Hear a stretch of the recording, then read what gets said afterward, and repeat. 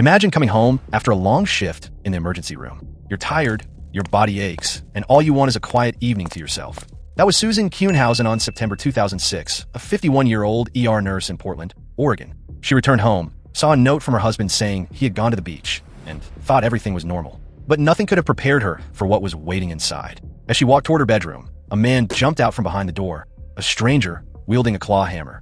This was Edward Haffey, 59 years old, with a long criminal record, and he had been paid $50,000 by Susan's husband, Michael Kuhnhausen, to kill her. The attack was sudden and brutal. Haffey struck her temple with a hammer, but Susan didn't panic.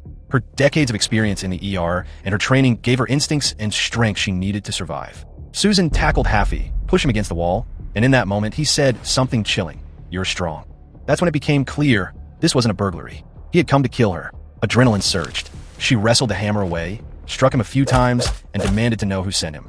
The struggle continued. Haffey grabbed the hammer back. Susan grabbed his throat and squeezed, stopping him long enough to try to escape. He caught her in the hallway and began striking her. She fought back fiercely, biting and wrestling to defend herself. After several intense minutes, she finally gained control. She put him in a chokehold, and eventually, he stopped moving. Susan grabbed the hammer and ran to a neighbor's house to call 911. She had survived a life-or-death encounter. When the police arrived, the truth came out.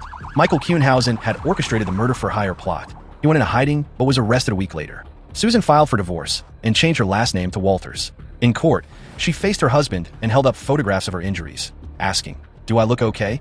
Michael pleaded guilty and was sentenced to 10 years in prison. He later died of cancer before his scheduled release. Today, Susan Walters is an advocate for victims of violent crime in Portland. She works with organizations to provide resources and support, sharing her story to empower others. Her experience shows the power of courage, quick thinking, and determination. Susan didn't just survive. She chose life and turned her survival into strength, helping countless others in the process. Her story is a reminder that real-life heroism isn't about capes or powers. It's about ordinary people rising to extraordinary challenges. Susan Walters faced the unthinkable, fought for her life, and came out stronger.